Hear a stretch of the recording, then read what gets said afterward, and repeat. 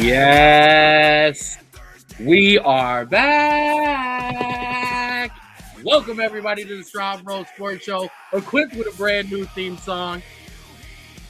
Big Bro Ken, rocking with you as always with not just my podcast partner, but my man who has been my broadcast partner for the past couple of weeks as your voice of the Rapids, Ken Straub, here with the best analyst in pro advanced, Andrew Straub. Drew, the show is back. We got a song. Shout out to Daniel Demand, owner of the Rapids and a good friend of mine, for the song. Bro, welcome back. Dude, I had this whole thing planned out. I was going to wear a summer hat. I was going to put some sunblock on my nose. They were on vacation. All that out the window. Doesn't matter. I'm ready for this. I've been waiting for this for so long. Maybe it's because I want to see my face when I hear my voice instead of just seeing the broadcast, but I can't wait to talk sports. I can't wait to talk recap. I am so excited. Bring it back to the people. One last time. This is the Straub Bros Sports Show. Boom. All right. So first thing I want to do is clear through the comment section because everybody is back. Our cousin is in the building. He was first on the board. Shout out to Nate. Mama is in the comments. We love you, Mom. Your favorite guys are here. Stash is in the building. I know, Stash, we're late. We apologize. Ray, shout out to our guy, Ray. What up, bro? We're playing FIFA tomorrow. Bobby Rhodes Jr., the best kicker in the PAFL, is in the building. And wide receiver number 88, Dylan Exton, is in the building. Throw it to him. It's a first down every time. And I kind of like that. Just let it play in the background the whole time. It's not a bad idea. Right? And also the issue is you would put it at max volume whenever you felt like it, and I think that would just get way too distracting. Yeah, basically when you talk, I would turn the volume up. That's exactly how that would work. But welcome back, man. It feels good to be back. As I said, we have been busy. We have been doing play-by-play for the Cuyahoga Falls Rapids. Our guys at the Rapids officially locked into the playoffs. That's in 2 weeks. Unfortunately, due to some field issues beyond our control, the other team had to forfeit their game this weekend against us. So we get the week off. I'll be at practice on Saturday to do some interviews. So check out the Instagram page because those will be dropping probably Sunday or Monday. But in the meantime, I answered my brother's prayers. I answered my brother's ask that he has been asking for weeks now. And that was to bring the show back. So let's bring the show back. Drew, a lot has happened this summer. A lot of stuff we have missed out on, and a lot of things we're going to come back and jump through. So first things first, let's get to the hottest topic of the sports day, and that is the WNBA All-Star Game. I'm joking. Rest in peace, Hulk Hogan. I'll take all the heat, but whatever. It's all good. I understand. Bad person, good character. I love wrestling. So we're going to hit some basketball first. Drew, the NBA Finals, Oklahoma City wins its first championship. Shai Gilgeous-Alexander showed out, but it's fair to mention that Tyrese Halliburton got hurt, really changing that series. So it does get a bit of a side eye over here, but I have to give the Thunder credit because they did exactly what the Cleveland Cavaliers did not do, and that was be the team to beat all year in their conference and show up in the playoffs when it mattered, which is something that the Cavaliers didn't do. So congratulations, Oklahoma City. Drew, I don't really want to talk about the finals necessarily. I want to ask you a question out of the finals. Someone said Shai Gilgeous-Alexander is now the greatest player in Oklahoma City Thunder history. True or false? Until he averages a triple-double. And oh, you have Russ. You got Russ ahead of him still. Okay. Oh, I think if we're talking pure accolades, I think you can do that. But I think unless you're talking, you have to take in the full kind of encompassment. It's the same way we don't say Jordan is the greatest player, at least to us, because of the 6 rings. You can't just take accolades. You have to take into the full thing. KD might have been, I think, the most talented. If we're talking the best over a career span, I think you have to say Russell Westbrook. Yeah, I was about to say I like James Harden there too. Like I think he may have moved. He'll move ahead if he stays. He's gonna move ahead of James Harden, and he's gonna move ahead of Kevin Durant. He's got a lot of work for me to move ahead of Russ. Now the chip is there. That's the thing that Russ never had. The chip is now there for Shea. So all he has to do is continue to be the player that he is right now, or even maybe just a step under that for 5 to 7 more years, no offense, before you can take Russ's spot. Because there's been 2 people lately, and I don't understand what's going on here, because one of them's older and one of them's newer, so they don't make sense to me. But the amount of disrespect in the past couple of weeks I have seen for not just Russell Westbrook, but Ryan Clark too. I know it's unrelated in a different sport. No, I do the same thing. Y'all youngins don't forgot how good Ryan Clark was. Okay, they changed rules because of Ryan Clark, and this started because I posted the reel of him saying that to Derrick Henry's face that he would tackle him in the hole, and I was like, "Yeah, RC would absolutely lay Derrick Henry out." Like y'all forgot how good RC was. He would injure himself in the process, but he'd make the tackle. 100%. But Russell Westbrook the same. Like, don't disrespect this man just because he's done trying to fit the media's role for where they want him to be as a player, and he decided to go cash in overseas. Russ is a dog. Russ is forever and one of my favorite players to watch, and averaging a triple-double. We all talked about it as this unthinkable thing that Oscar did back in the day that no player would do. And then Russ did it, and all we did was try and just pick it apart and diminish it. Right. You're here for that. So, no, I disagree. I'm glad with that. Now, let's switch over to our hometown team, because there's going to be a lot of hometown conversation. The Cleveland Cavaliers, a disappointing season and some interesting moves to begin the offseason.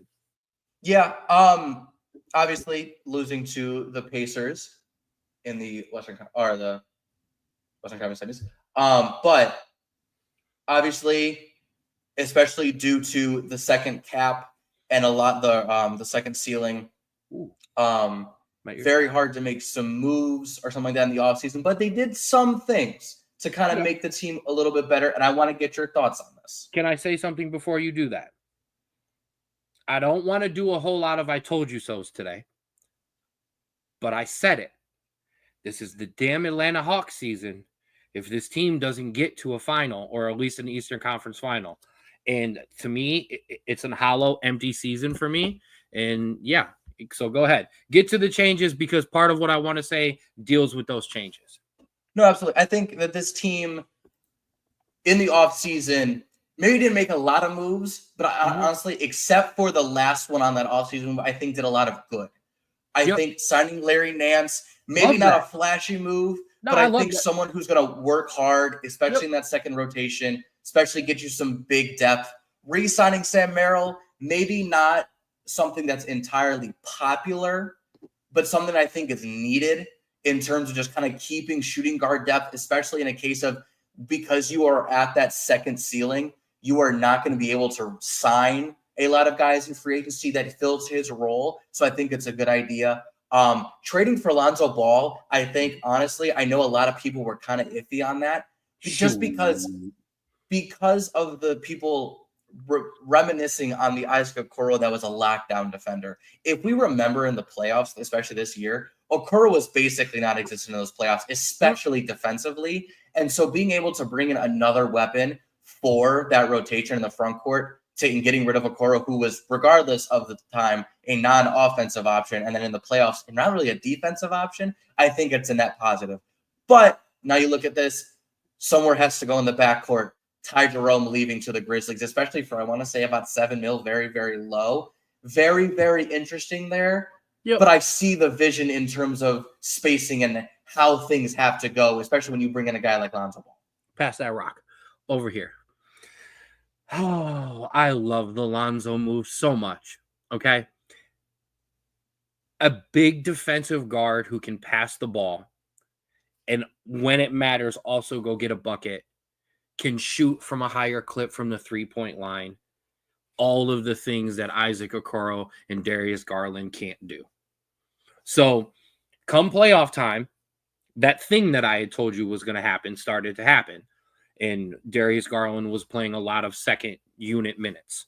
Didn't matter. And he got hurt. And he got hurt. And he got hurt. And it just didn't matter because he got locked the hell up when he was healthy by Indiana too. This is the beginning of, I hope to be not several moves, but another move. What I said came to fruition. I'm not happy about it. This backcourt's too small. Mitchell cannot be your best defensive guard back there and your only guy who can pass. Okoro's got to go. Mitchell got to go. I wanted to Garland's got to go. I wanted to package them together earlier in the year. I still think there's a move on the table.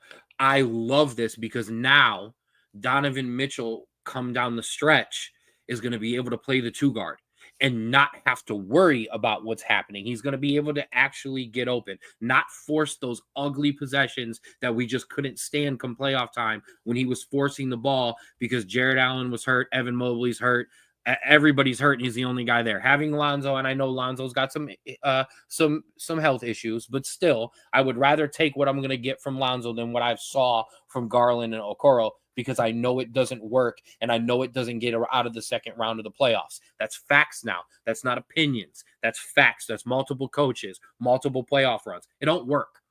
So I'm okay. I'm okay with Garland going because I love a bigger defensive passing guard who can shoot the 3 as Mitchell's guy. Now, my other part of this is, and I'm going to have a couple of these hot takes, so just check the box off now. Is it Garland and Merrill? Is it Garland and somebody else? What does LA want? Bring LeBron home for one last run and let's do this damn thing again. I think that's a very valid point. If you can't force the ball to him and get a bucket, are you really a number 1? Right, which is why I've constantly said Evan Mobley's been the key. We needed him to step up so Mitchell didn't have to always be 1A. He could be 1B. Yeah. And also, what I also think is something to look at when you bring this team, because there may be a move that they're like putting feelers out for, but I really highly doubt that anything major is going to happen. It's possible, but I really don't think so. If we were to bring this current team in, what I think changes from the playoffs till now in terms of how this team is utilized, other than Lonzo Ball, obviously, is the utilization of DeAndre Hunter with a full offseason and a full program to work with this team. Because as you looked during this playoff, he played mainly in the first rotation as a kind of help defender or also a kind of guy to move the ball around. And then in the second rotation, kind of got more shots up. I think we start to look at DeAndre Hunter as your third option on this team next to Mitchell, next to Mobley, as a guy who's long, who can drive to the basket, who can get a pop shot up if need be. I think a little bit more utilization in him is going to be used by Kenny Atkinson, and that's going to be interesting how we're seeing that three dynamic go when you have Allen, Ball, Garland, all those guys moving around as well, because I think Hunter was a little bit underutilized in this playoffs, but I think that's because he wasn't in the system as much as he needed to be come playoff time. He got hurt too. But I think that's seeing that a full season of him will going to be interesting. Zach Lowe, that is great basketball analysis from you. Okay. If you don't know who Zach Lowe is, that's on you. However, what's better than what you're saying is Garland, Hunter, and whatever picks they want to LA for LeBron, bring them home. Let's run this thing back one last time. Eastern Conference is weak. Absolutely. Mitchell at the one, or Lonzo and Mitchell in the backcourt. That gives you LeBron, and then that gives you whoever you want to play at the 4, and then Mobley, you can play center. Let's go. I want to. The one thing I think the biggest issue is with that, and it's not that the fit doesn't work, because it does. The issue is I think that this organization and this group of players want so badly to say we can do this without LeBron that they are not going to make that deal because they don't want to have to call upon him again. And last Monday, when I was playing basketball for the first time in a couple of years, I so wanted to actually take my buddy Martell baseline and go up for the layup, and I know it just couldn't happen. So congratulations, Cavaliers players. You really want to do it without someone else. Too bad it ain't working. So We'll I see. get what you're saying. Here's the other thing, and I joke about LeBron, but the funny part is he's actually a really good fit for this team play-wise. 100%. However, as long as you take something with Garland and you turn it into something else, I'm going to be okay going into this offseason. If you just run this back with Lonzo Ball, Mitchell, and Garland, I'm sorry. I'm going to be sitting here beginning of the season screaming about the same stuff because I'm just not going to want to hear it because I know it doesn't work. It wasn't just Okoro. It wasn't just don't tell me that. Okay. And now you lost Ty Jerome, so you lost another big scoring option. Okay. Larry Nance Jr. doesn't cover that. He's a great pickup. I love it. Love the bench pickup. Oh, yeah, we got to take Bronny. We'll take Bronny. I'll take Bronny Jr. too. I ain't got no problem with that. But I will say scored his first bucket in Cleveland. Come on home, Bronny Jr. But I will say that Jerome did disappear in that Pacers series. Yeah. I know, but here's the problem. And so that's a potential reason why we grabbed Lonzo Ball if we need a guy to be the guy, the secondary guy, Lonzo Ball is going to be more, I think, if he's healthy, a more reliable than Jerome, at least based off of mindset.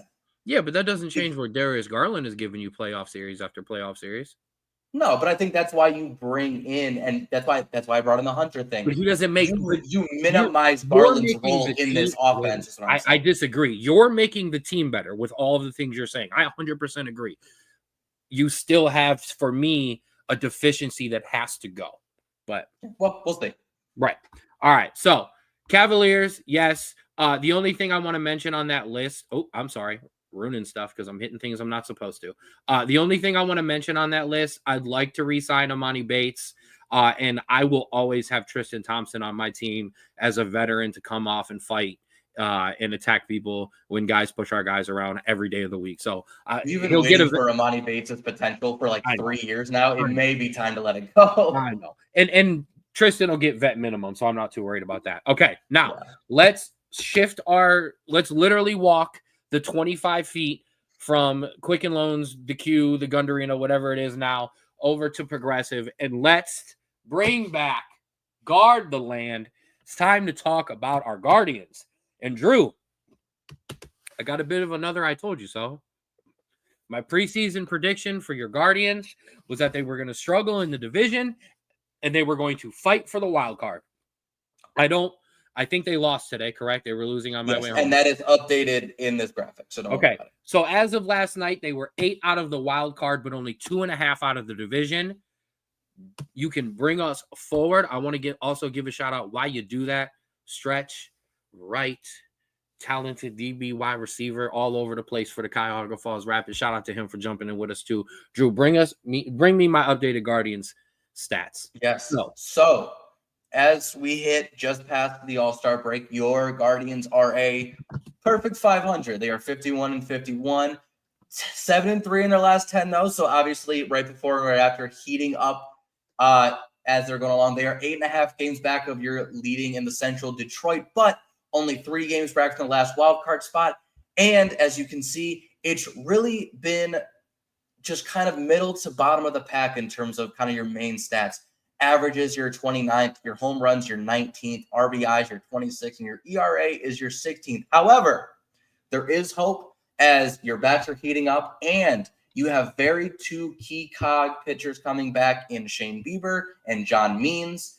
And you also have just this momentum carrying on you against opponents that are not doing well as well. I mentioned it on the Straub Bros Sports Show Twitter. Until August 28th, there is only one team that the Guardians play that is over 500, and that is the Kansas City Royals. Or I'm sorry, no, that is the New York Mets. So up until then, you are playing teams that are below 500 the rest of the way. That is an amazing time to get back into this wild card race and also potentially this division race, depending on how Detroit does. But Ken, I want to know your thoughts on the first half of the season. I mean, well, you stole a lot of my thunder, but that's okay. I'll recover. This was expected for me, especially when you didn't have Bieber back. Some of the pitchers that they've lost at the beginning of the year.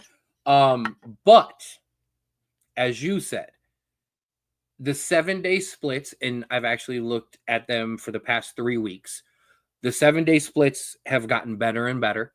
over the past 3 weeks, and they've started winning. I mean, 11 of 14. It was 11 of 13 until today. 11 of 14 they have won. That's pretty damn good. That's the stuff we were talking about last season, winning series. The bats are warming up. The pitching is settling down, especially the bullpen. And then you look through the tunnel, and there's Shane Bieber was on the bench last night. The comeback is much closer than we've been at all year.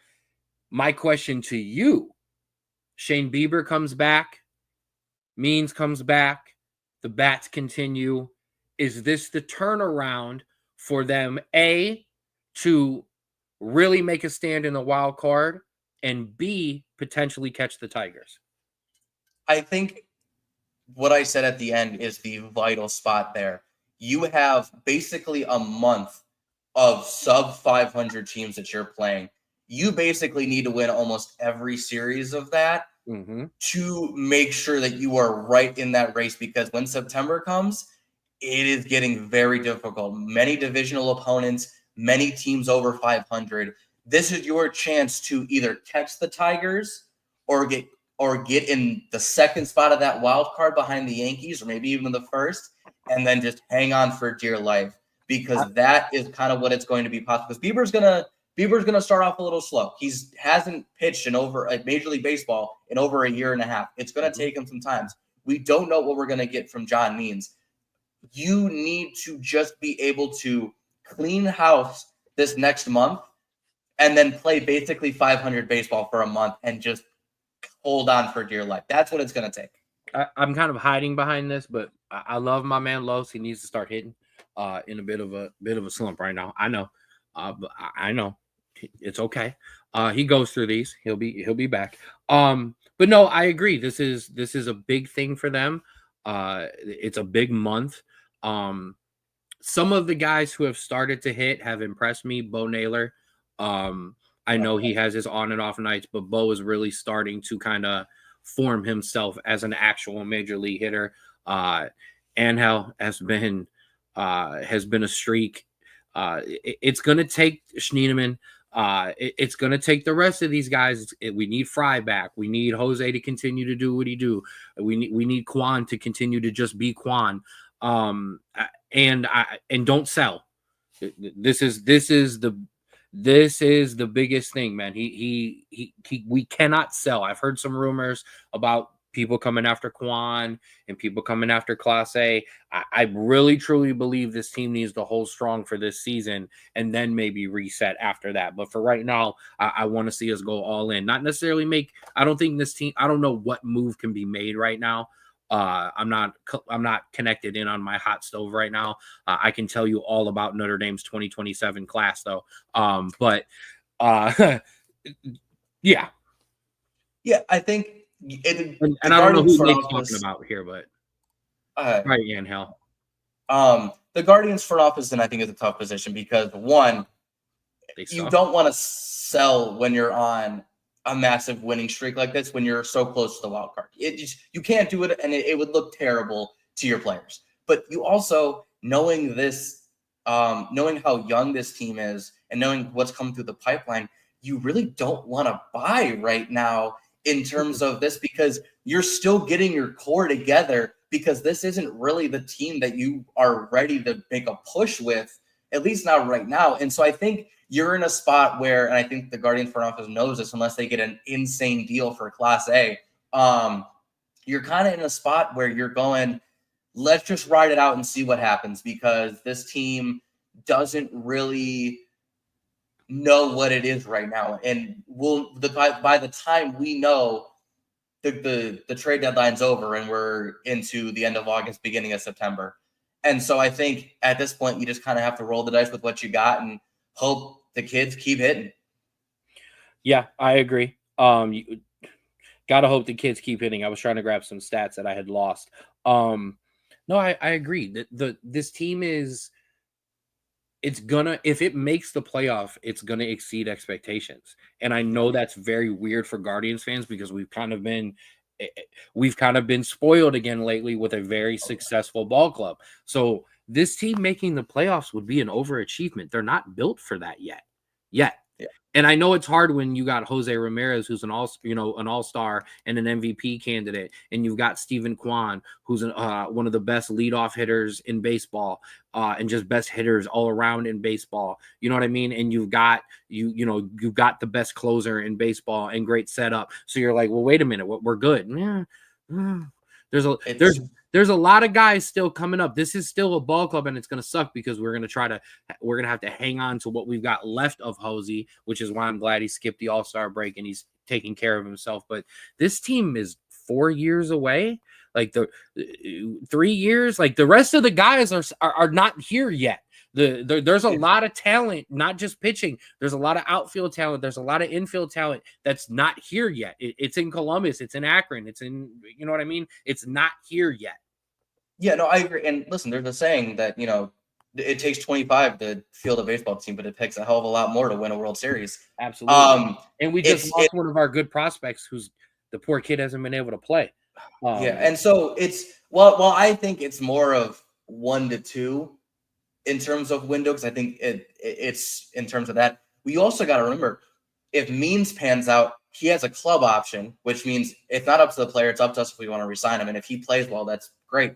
Bieber's on a player option next year. So if he sees that there's a good path forward, he can obviously come through with that. And so you have some future outlook as well on this team. And I think that's why it's okay to kind of just sit where we're at, because it's not like a lot of these guys are on contract years. And, oh, my God, if we don't do this now, we're going to lose everybody. And so we need to make some trades to go all in. We have some flexibility in the next year or two to really kind of start building a team. But it starts with kind of making sure that these guys get these reps. So when it comes to them in year 3, year 4, year 5, they are ready for the long haul. And it's not new guys coming up. You're going to hope that it's the veterans of Steven Kwan and the late stage runs of Shane Bieber and Jose Ramirez and Emmanuel Clase. That's what you're hoping for once these kids come up. Yeah, I think that's a good one. We'll retouch on our Guardians. We're not done there. It was good to talk about one team that's actually current playing. All right, now get out your radar guns. It's time to talk about Browns training camp. Apparently, Joe Flacco was the first quarterback out on the 11v11, and Andrew Berry said, I kept 4 quarterbacks in 2023. It's not out of the realm of possibility in 2025, and that's all I want to talk about because I don't want to talk about this team right now. Please, God. Can we talk about Dylan Gabriel's tan? That man is showing it. They showed him. He's taking in the Cleveland Sun. Oh, he's solicited, man. And then there's baby hands. Kenny. And I will say, listen, Shador, I will say, doing everything right this offseason, other than the tickets. He's done a lot of volunteer work. He's done a lot of good for the city of Cleveland. I'll give him that. He showed up and played catch in the neighborhood where there was a local fire at the apartment complex. And I missed it. So I work in Macedonia, drove down Highland, saw the KFC, had no idea why there was police officers and a line of people. Exchanged texts with my cousin, like, what's going on? We have no idea. Drove away only to find out Shador was passing out food and signing things. I would have absolutely planted a garden. Yes, I absolutely would have gone through and got something signed, like 100%. So, yeah, Shador's doing everything. I know you don't want to talk Browns, but if you want to talk Shador haters, I'm here for all of you. I want all your smoke. You all drive fast on the highway and just don't get tickets, but then you get mad when a rookie in his offseason gets a ticket. Sorry. Ooh, he's horrible. No. He's a horrible human being. And the thing I've also been disappointed in, and then I will let you finish on Browns and we can move off because I know we're not supposed to talk about NFL. Thank you. Everything I've read about Shador is he's actually playing really well. Yet he's not seeing the reps, which is disappointing. And I feel like you guys are going to do something stupid. Also, shout out to Baker Mayfield. He was asked on the Kelsey Brothers podcast, how do we fix the quarterback problem in Cleveland? And Baker's answer was, man, listen, it was fine when I was healthy. I don't know. I don't have any answers. 1, miss that man dearly. But 2, listen, I tweeted this out when we were talking about training camp reps like 2 months ago. I watched Deshaun Kaiser light up 4 preseason games for the Browns and then proceed to go 0-16. Go out. I am not putting any money on any quarterback until I see them take week 1 reps. I don't care. Unless you are throwing, like, you can only lose stock in my mind in training camp and preseason. You can't gain stock. I'm sorry. That's all I have to say about that. Let's please move on. I don't care right now. All right. So this is only going to get worse because we don't have anything fun to talk about in the next segment. All right. So let's talk some soccer. No, let's talk some footy, baby.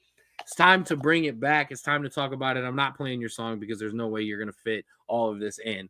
And I agree with this. I do. My problem is just there shouldn't be a Kenny Pickett and there shouldn't have been a Dylan Gabriel.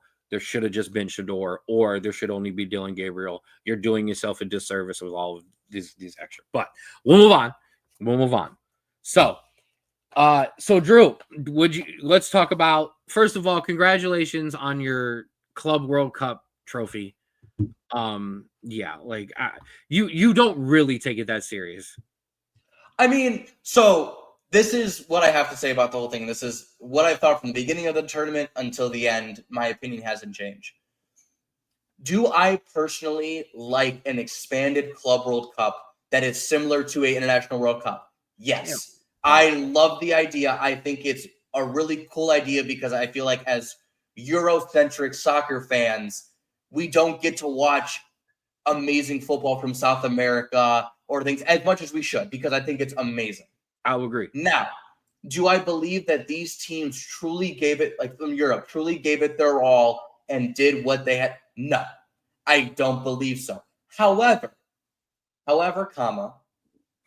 do I believe that this Chelsea team, due to its performance there, has now a higher expectation going into this season?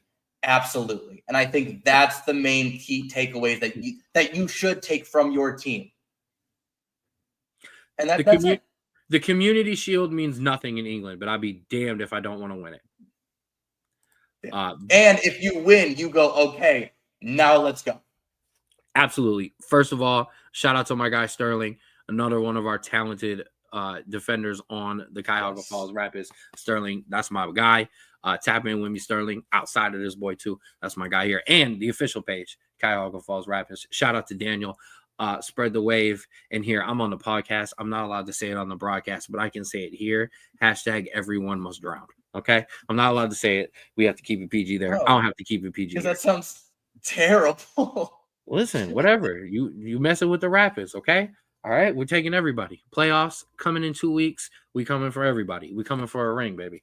But all right, here, I'll give you a brief 15 seconds. That's not going to be 15 seconds on Manchester United. We're doing all of the things that I wanted us to do. We signed two the problem with this team is they couldn't score goals. Couldn't keep the ball, couldn't score goals. Putting a lot of pressure on new defenders, learning a new system halfway through the year, and an old system that wasn't even a real system. Two very talented offensive players, one who has had more goal contributions than any of the other guys who have been signed by Big Six clubs that I'm hearing all about in Buemo. I'm going to have to learn on that one. My thing is now, and I told you this before, I don't care if it has to be a garage sale. Sell.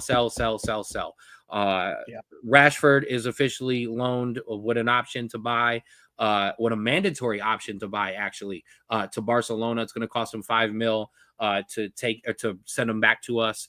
Anthony on the verge of a move. Yes, I did go full Grim Reaper.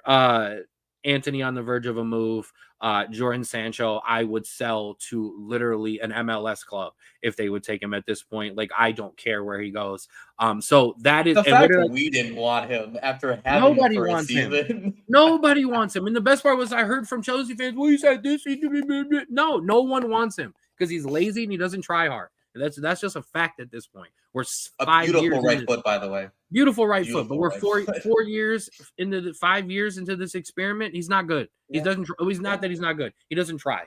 So I'm looking for a top 7 finish. Apparently, we're looking for a striker. I'd like to keep both of my young guys in Xerxes and I think they deserve another chance. And listen, I don't care how crazy this sounds. If they want to go get Ollie Watkins, that's great. But Dominic Calvin-Lewis is sitting right there as a free agent, and I would 100% swoop him up as a guy who could start or come in off the bench and be a veteran. And I think we would turn his whole entire career around. All right, let's get into the actual topic we're supposed to talk about here, and that is the state.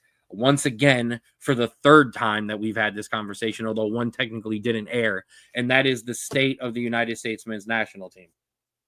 Yes. So obviously this summer we had the U.S. Gold Cup. Now, I want to talk about it really quickly, really briefly, because Ken, how'd that go? Obviously, unfortunately, we did lose 2-1 to Mexico with a B team. I want to give it mostly a B team, but we went 4-1-1 with a +7 goal differential, with that one draw being to Costa Rica that we did win on penalties in the end. Your standouts: Malik Tillman and Diego Luna with 5 goals and assists. Max Arfson had himself a nice tournament, at least offensively. Defensively, he had some mistakes, but offensively, 4 goals and assists. Ken, in terms of the Gold Cup, I was impressed with Little Berhalter as well. I want to get to my questions, please, because you just answered one. Okay. Other than those ones, is there anyone you see that you would want to call up in the next couple sessions for the main team as a tryout, as to see how he connects? And also, how did you feel about this performance as a whole? Well, first of all, I think you missed something big. So I'm glad I answered one of your questions. I get to throw one back to you. First things first. Yeah. Malik Tillman, 100%, a must call up. And I honestly think Diego Luna is too. It's not just about his playmaking ability. Damn, I miss somebody who plays with that much passion wearing the badge. It absolutely reminds me of your Landon Donovan, Clint Dempsey, your Brian McBride bloodied at the World Cup, like just guys fighting for the badge, fighting for the country. So Diego Luna has a spot on my team. I don't care, every day. Yeah, I was impressed with Lil Berhalter.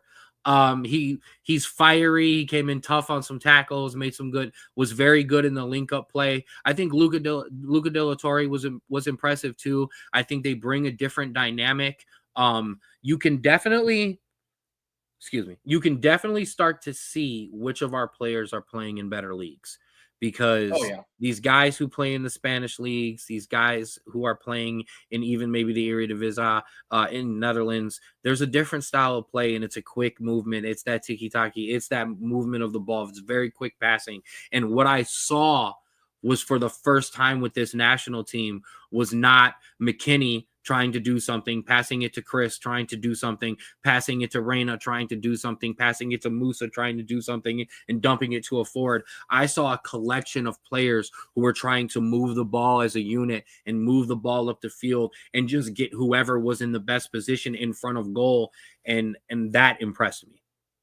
No, I think you're right. But while I agree with that, you saw the levels. You also saw some of that MLS level where you have guys like Agumon, who was basically given the whole tournament up top, really just struggled to really lock down that striker position. My 2026 Golden Ball winner? Yeah, who had, I think, 2 goals and assists the whole tournament. I think both of them were against Haiti. And so you saw that level, and obviously you're going to bring a lot of guys in, Robinson, Dest, and a lot of these guys, and Pepe, all these guys who are going to contribute now to the first team. And now you're going to have a lot of these guys who are coming in that are used to the system, and it's going to be very good. So obviously not the result that we wanted, but we made the final. We saw what we wanted to see from these guys. And I think – Go ahead. I was going to say, and I think now you have a much clearer idea of kind of that short list going into this final year. There is a big topic and a big position that you have just completely ignored in this conversation. Because there's nobody I want in that group, and that's goalkeeper. I don't know. I'm going to see, I completely disagree with all of you. And this is the big thing for me. We talk a lot about, listen, let's be honest. And I'm going to start with this. We don't have the most talented pool of goalies. We've been talking about it honestly now for over 8 years. Okay. We're talking 2 World Cups of this conversation. Cycles, right. So let's be done with the, hey, we need a talent. We don't have an overly talented guy, but here's what I saw. I saw a goalkeeper come out in penalty kicks and absolutely stand on his head and absolutely take care of business. Okay. No, I think you're And right. that I think and if that for me, because the one thing we've been critical of with Matt Turner and all of these guys was, first of all, they either weren't playing or weren't playing at a high level. And then Turner's the only person who we were giving opportunities to, and we were kind of done with it. Okay. We were all tired of it. Now we put in a new guy. The guy comes in, we go all the way to the finals. His team lets him down in the final. He plays great, stands on his head during penalty kicks, in which he absolutely was lights out.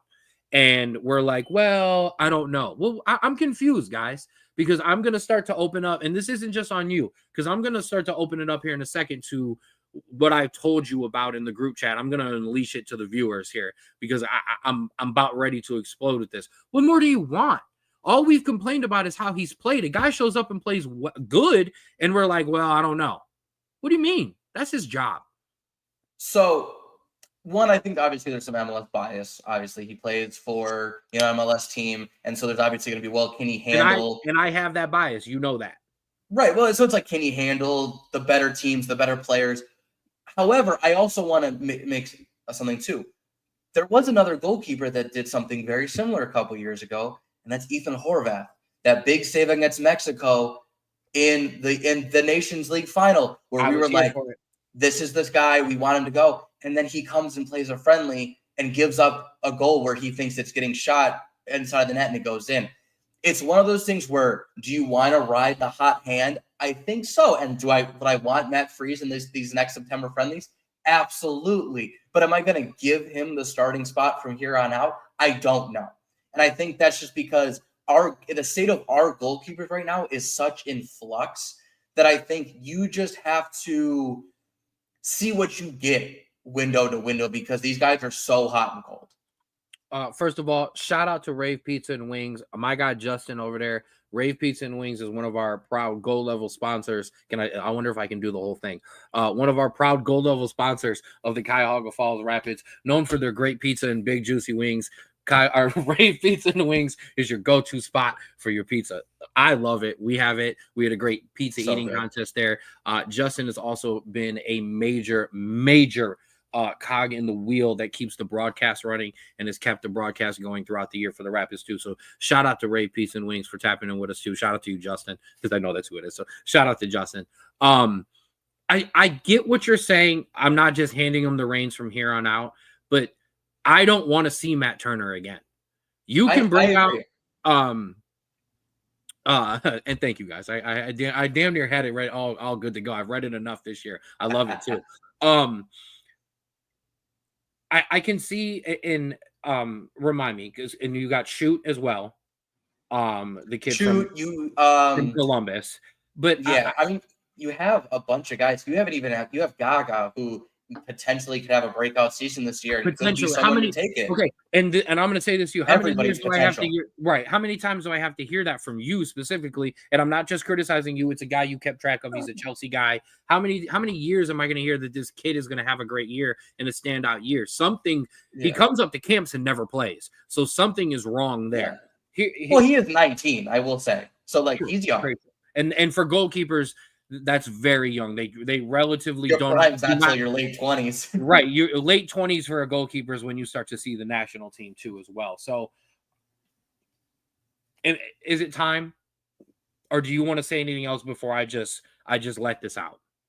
I mean, are we I don't know. Well, I was gonna list off some transfers over the summer and then some future windows. If you want to wait until that at the end. That's fine. Go ahead. All right. So just to round out the summer, we've obviously had some transfers from the U.S. The biggest one, Johnny Cardoso, moving to Atletico Madrid. Please take the FIFA chat off the live stream. I think that's a massive move for him. As soon as he left Brazil, he's just moved up and up and up, killed it at Real Betis, and now making this move to Atletico. I think that's a perfect move for him. He's staying in the same league, and it's just a better quality team. Honestly, I think he fits like a Koke role, if I'm being honest, in that Atletico team, which I think it's perfect for him. Malik Tillman moving up to Leverkusen. I think that's a massive ask for him, especially because this Leverkusen team has just been gutted. But I think if they are to give him the reins and he excels, that's going to be absolutely amazing for his career and a potential guaranteed start for the national team if he excels there. Yep.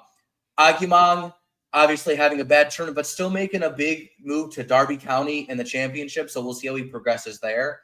Damian Downs, the other striker, the 19-year-old, makes a move to Southampton, which I think is a fantastic move for him. Well, they did go down, so yeah, that's okay. Right, so he gets some time in the championship, especially young there. I think he's going to do very well there. George Campbell, the right back, moves to West Brom in a very decent move. And Caleb Wiley, the left back for Chelsea, a season-long loan to Watford. Again, I think that's just him getting reps. And then some pending ones. Josh Sargent potentially making a move to Wolfsburg. We'll see what happens there. Oh, it's been off. That move was canceled by Josh himself. Somebody buy Josh. I'll buy Josh. Give me United. We need to. I think he likes the where he's at in Norwich, and I think that's not a bad thing for him. Josh Turner to Lyon has been a long-going battle because I think that Crystal Palace is just trying to, or I think Crystal Palace wants to milk him for everything they got out of him, and I think it'll eventually get done. Matt Turner to Lyon is off. Is it? Yes, Matt Turner. That was what I was talking about. I'm sorry, you said Josh Turner, so you threw me off. Matt Turner, that move to Lyon has been in peril because the original contract that he agreed to with Lyon, they're trying to renegotiate because of their financial sanctions that they were barely able to make it out of. They're actually contacting a lawyer to try to void the contract. So Turner is up in the air. Both of those guys up in the air. Somebody buy Josh Sargent, damn it.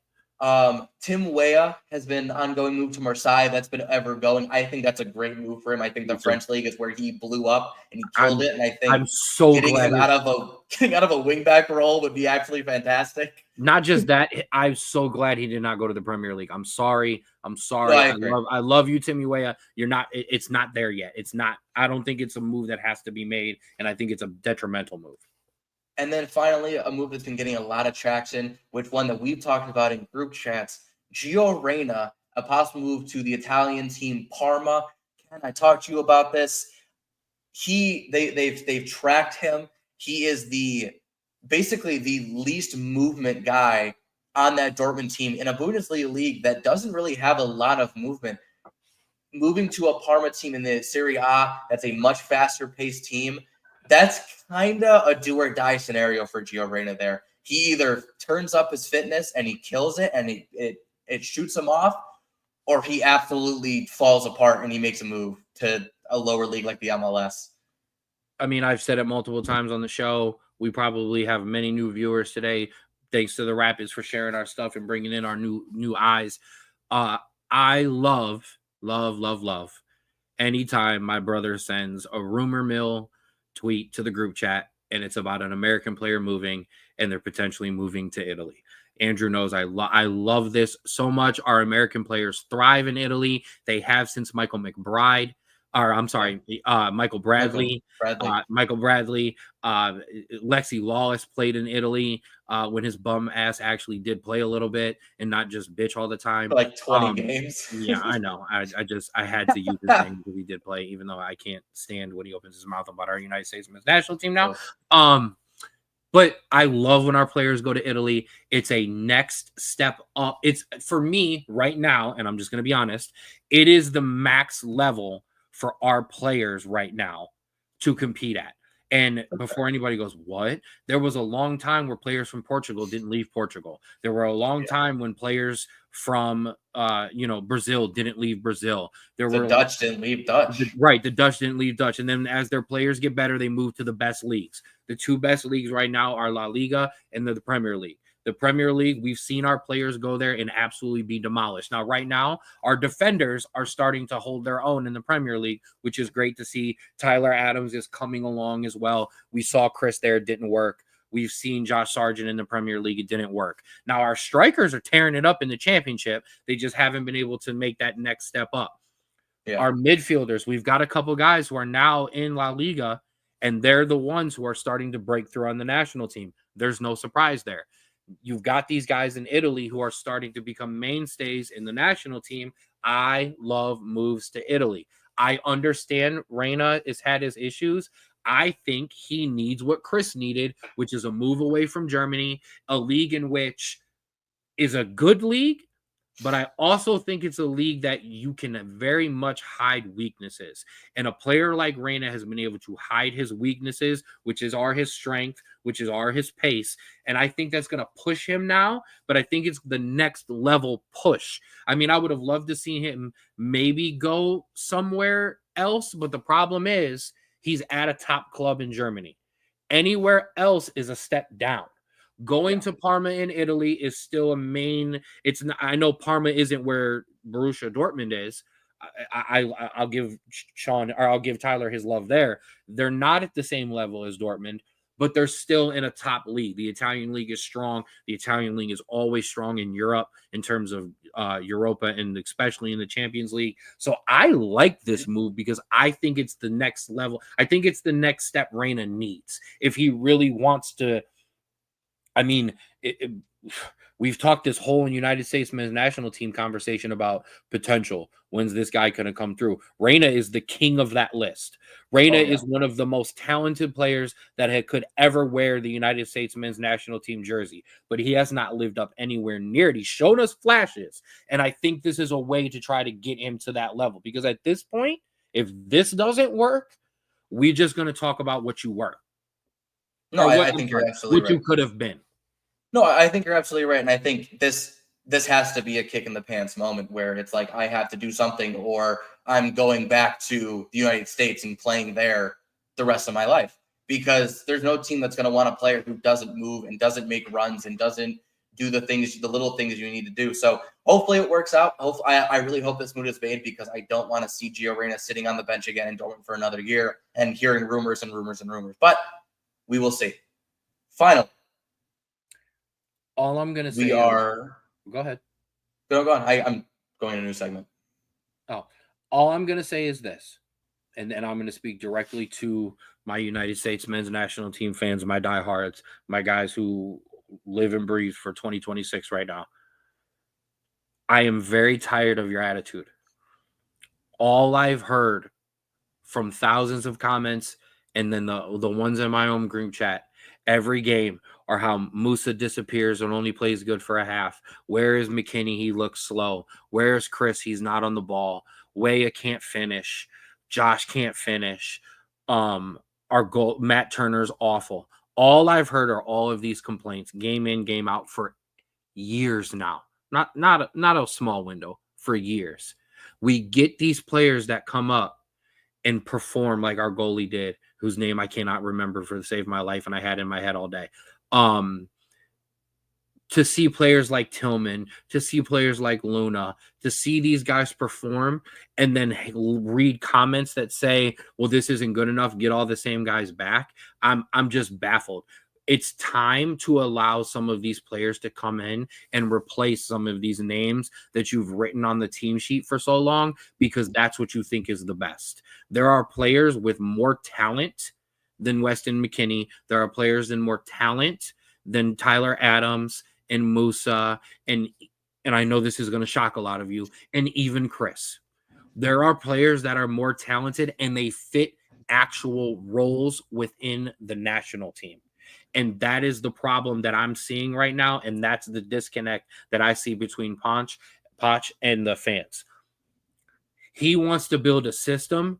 You want all the best players. Well, I remember World Cups where Zlatan didn't go, where David Beckham didn't go, where Marcus Rashford and Phil Foden didn't go. These things happen. And sometimes in order to be the best national team that you have to have the best players to fit the role, not the players with the best ratings on FIFA. No, listen, honestly, if we're even talking club level, you look at PSG. Look at how dominant they are now that they've let Mbappe go, you know? But leading into that, Ken. And hold on, before you do that, I agree with this. It's not been fun watching in a while. Yeah, and that's what sucks. So here's the question. As we look at the future tab, there are an estimated, because it's my estimation, 12 games remaining until World Cup 2026. Japan and South Korea are confirmed for September. We will see what the next opponents are. Ken, to go into game one of the World Cup and say, we got a chance to go into this tournament and do some damage, what do you have to see in those next 12 games, if anything? Wow. That's a good one to put me on the spot for. So first of all, I really, really love the Japan and South Korea opponents. Those are two very, very tough opponents that will be tough outs come World Cup time. And because of the countries that they are not going to bring a B team to play lightly against us. They are going to come full tilt. And I love that. Those are the kind of tune-up games you need when you don't have to in Qatar, by the way. Ooh, even better. I like it. I like it. Travel, get in the heat. I love everything about that. I need to see, I don't have to see dominance. I need to see fluidity. I need to see a team that is confident in what they are doing. Okay. I mean, I preach this to my 6-year-olds and 8-year-olds that I coach. Play good soccer and good things will come. I want to see this team start to play. Now, I was told by the announcers during the game from the coaching staff that they really feel like this national team has turned a corner in terms of what the coaches are asking for and what they're giving back. The problem was the amount of names, and now we've talked about this, so we're not going to do this all over again, but the amount of names that were missing from this Gold Cup roster due to the Club World Cup and due to Chris not being there and a couple guys being hurt, all of that combined, that's not a lot of the guys that are routine starters. And I know I'm contradicting myself a bit. Those aren't the routine starters who have turned the corner on that plan. It's everyone else who has. So now it's going to be up to those guys to get in the program and continue that.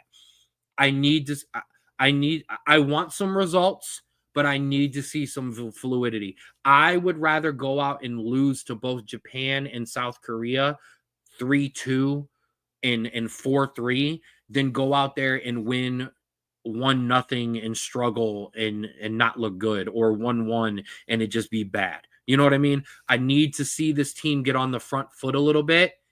And I also need it to figure out its back four, and I need it to get figured out quickly.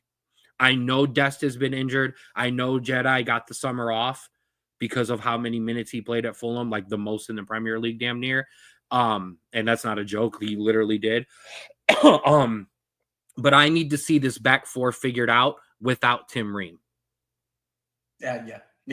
Okay, great. Cool. Tim Ream can come in during the Gold Cup and save you. Tim Ream's not playing in 26. At least I don't think so. Okay. It doesn't appear like he will. So who is going to take that other spot next to Chris? Chris Richards is there. Who is going to take that spot next to him? Is it is it Miles Robinson? Is it Cameron Carter-Vickers, who's kind of been left off and not been brought back? Is it Aaron Long? Oh my! You did that to yourself on purpose. I did. 100%. Is it Walker Zimmerman? I mean, I legit don't know who the other guy is next to Chris Richards and on the other side of Jedi. And because I'll tell you right now, we also cannot run Jedi and Serginho Dest out as your starting wingbacks in a World Cup and expect to not get exposed. Yeah. So we have three positions need solidified for me in these next 12 games. And that is the next center back next to Chris Richards, whoever is next to Chris Richards, and who is going to solidify this goalie position. Somebody has to step up. And if that means you start dropping guys to narrow down who it is that you're going to play, then so be it. No, I think that's a very good expectation. I think that at the end of the day, we saw against this Japan team before the last World Cup that they are disciplined. They are going to flood our midfield, and they are going to test us very much on how well we can keep the ball. And I think that it's going to be very telling who is up for the task and who isn't. And I think that's going to be a very, very big key that you're going to look for. Maybe not a win, maybe not something that you can hang your head on as a great performance, but something you can say, okay, these guys are legit. These guys I don't think can cut it. And I think that's where you have to come from, because I think, yeah, 3 positions: your goalkeeper, who's next to Chris Richards, and who's up top. I think those are your main key positions there, because it's not like, obviously there are ideas of how to do the wing backs or how to do the wingers, but in terms of those 3 main positions, those are completely up for grabs. And I think that's kind of at the end of the cycle, you go, okay, we're rolling with this guy, we're rolling with this guy, and we're rolling with this guy, and those guys look the best. Let's ride. And I think that's all you can expect from this window. If we're talking all 12 games, I think when we're looking into game 1, I have had to have seen a team that has played the same 15 to 16 guys and 11 plus subs, and I go, okay, we're going to play like this or maybe like this, depending on the opponent. And then here are your subs if something is kind of off. But I have faith in every single one of those guys. And I think that's kind of what it is. I don't want to walk into a World Cup and say 3 positions are, well, I hope they play well. That's the key. I need to be confident in every single position walking into game 1. Absolutely. And yes, Daniel, we debuted it at the beginning, and we're gonna debut it again here to end the show. I think that's a good way to wrap up the discussion. What we need to see out of these next 12 games. We will definitely be checking in throughout those 12 games at the end of our regular shows to give you those updates. Drew, run the people through some programming notes for the Straub Bros Sports Show as we get closer to college football season. I know everybody else wants to talk about training camp, but as we get closer to college football season, run the people through some shows.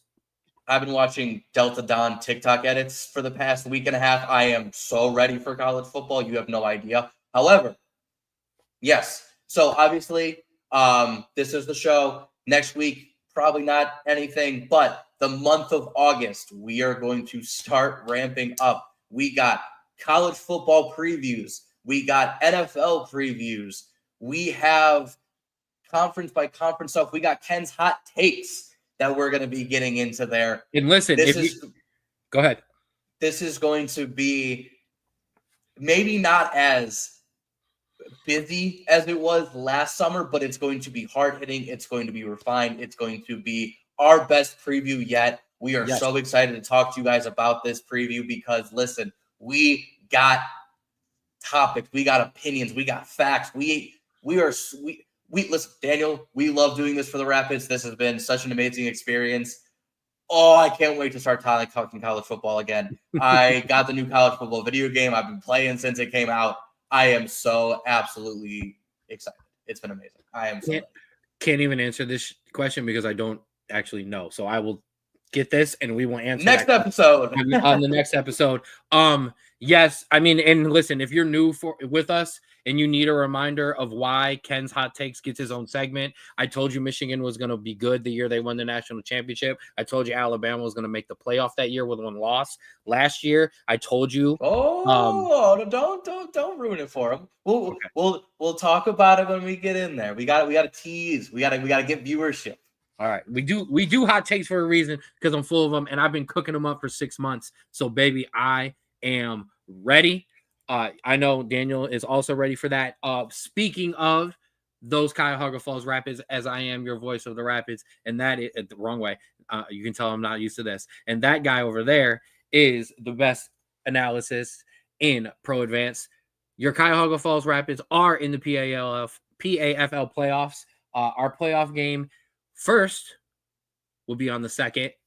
We move on. We go to the 9th. We move on from that championship game after that. But what I can guarantee is no, we will not have a show next week. But starting throughout the month of August, regardless of the Cuyahoga Falls championship run, we will be tapping in for some shows as well because I am beyond excited to get these division previews ready for the NFL and then these conference reviews. I've already been looking at transfer portal rankings. I've already been looking at not just this year's class rankings. I've been looking at next year's class, and for Notre Dame, I've been looking at the year after that. Yes, I've been picking in on some middle school games, scouting some. Okay, not that far, but yes, we will be in for lots more. But on the front burner, August 2nd, Straub Bros Sports Show, YouTube page, Cuyahoga Falls, Rapids, playoffs. Ooh, baby, I am ready. I know the boys are ready. I am the GOAT. So is Ant. I know Monte's ready. I know the defense. I know Dustin's ready. I know and there you go. You got a shout out too. I know Spoonie's ready to and Mari's ready to take some interceptions back to the house. I am locked in for Cuyahoga Falls Rapids football. So we will be with you for our playoff game. And that is the next time you will see us. But thank you for checking in with us now. Thank you for checking with us on those games as well. And stay tuned, like I said, in a couple weeks, and we'll get the word out. We'll get the commercials out. We'll get it rolling when we're going to tap in and start getting ready for our playoffs. Drew, final words? Listen, thank you, everyone, for listening, commenting, however you digest this podcast. It's so good to say that again. I can't wait to show all of you guys what we've been working on and have another amazing college football and football season. It's been amazing. I can't wait to comment on you guys' and your playoff run. It's going to be absolutely fantastic and electric. It's going to be amazing. And I can't wait for what's ahead. Let's get it. Game winners, all playoffs will absolutely give me a heart attack, but I'm all here for it. So yes, that'll do it for us here on the Straub Bros Sports Show. And as always, love yours.